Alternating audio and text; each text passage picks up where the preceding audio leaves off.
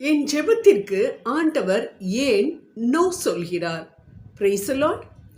இயேசு கிறிஸ்துவில் எனக்கு அன்பானவர்களே, ஒரு நாள் உங்களுடைய குட்டி பொண்ணு அம்மா ஸ்கூல்ல இருந்து எல்லாரும் அடுத்த வாரம் எக்ஸ்கர்ஷன் போகிறாங்க, என் ஃப்ரெண்ட்ஸ் எல்லாரும் போகிறாங்க, நானும் போகட்டாமா அப்படின்னு உங்ககிட்ட ஆசையோடு கேட்கும் பொழுது நீங்கள் நோ அப்படின்னு சொன்னீங்க அப்படின்னு சொன்னால் உங்கள் பொண்ணு சந்தோஷமாக இருக்குமா? அழுது ஆர்ப்பாட்டம் பண்ணாது? அதே போல்தான் அன்பானவர்களே, நாமும் கூட மத்தேயு 7:7 ஆண்டவரே நீர் சொல்லி இருக்கின்றீர், கேளுங்கள் கொடுக்கப்படும் என்று. ஆம், நீர் ஒரு வாக்கு மாறாத தேவன். அதனால் நான் கேட்கக்கூடிய இந்த காரியத்திற்கு நிச்சயம் பதில் சொல்வீர் என்று நம்பி ஏதோ ஒரு காரியத்திற்காக நீங்கள் ஆண்டவரிடம் ஜெபித்து கொண்டே இருக்கின்றீர்கள். ஆனால் அதற்கு பதிலே வரவில்லை. அப்பொழுது நீங்களும் நானும் இப்படித்தானே ஆண்டவரே ஏன் நடக்கவில்லை என்று சொல்லி சோர்ந்து போய் மனக்கலக்கத்தோடு இருப்போம். அன்பானவர்களே, இந்த இடத்தில் யோசிக்க வேண்டிய காரியம் ஒன்று உண்டு. நமக்கு நாளை என்ன நடக்கும், அடுத்த நிமிடம் என்ன நடக்கும் என்பது தெரியாது. நிகழ்காலம் மட்டும்தான் தெரியும். ஆனால் ஆண்டவருக்கு, நம்மை படைத்த ஆண்டவருக்கு நமது கடந்த காலம், நிகழ்காலம், எதிர்காலம் அனைத்துமே தெரியும்.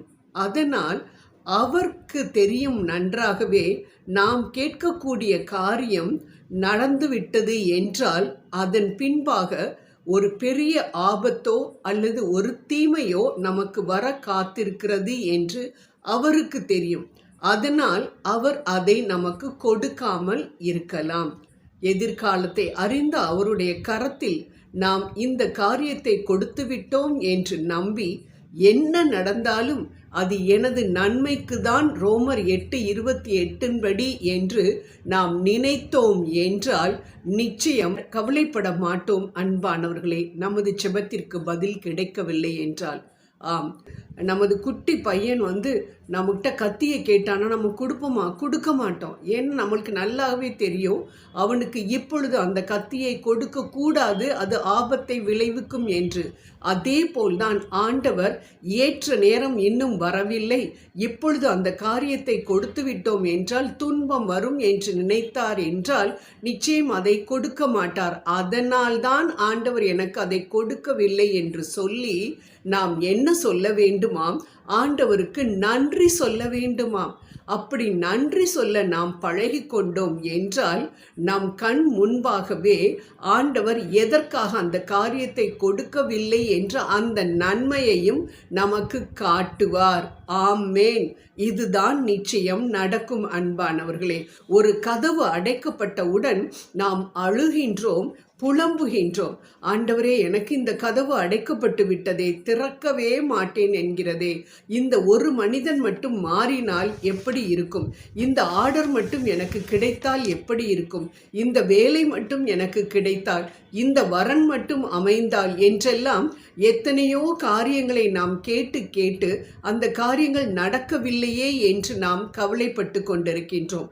ஆனால் ஆண்டவருக்கு நன்றாக தெரியும், இந்த கதவை நான் திறந்து விட்டேன் என்றால் அதற்கு பின்பாக நிற்கக்கூடிய அந்த பாம்போ அல்லது அந்த மனிதனோ அந்த பிசாசோ என் பிள்ளையை தாக்குமே என்று அந்த காரணத்தினால் அவர் அதை, கதவினுடைய சாவியை வைத்திருக்கக்கூடிய அவர் அதை திறக்காமல் இருக்கிறார் என்பதை மட்டும் நாம் ஏன் மறந்து விடுகின்றோம் அல்லது மறுத்து விடுகின்றோம்?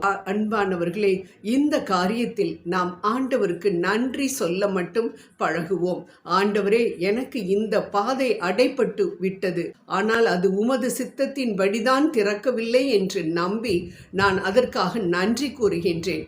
அதே போல நீர் என்ன சித்தம் வைத்திருக்கின்றீரோ, எந்த வழியில் நான் போக வேண்டும் என்று நீர் நினைக்கின்றீரோ அந்த வழியை எனக்கு காட்டும், அந்த கதவை எனக்கு திறந்து வையும் என்று நாம் ஆண்டவரிடம் கேட்டோம் என்றால் வழியை நமக்கு திறக்க காத்திருக்கின்றார். அன்பானவர்களே, இதைத்தான் ஆண்டவர் உங்களிடமிருந்தும் என்னிடமிருந்தும் எதிர்பார்க்கின்றார். இன்றே நாம் ஆண்டவரிடம் நமது வழியை ஒப்படைப்போம்.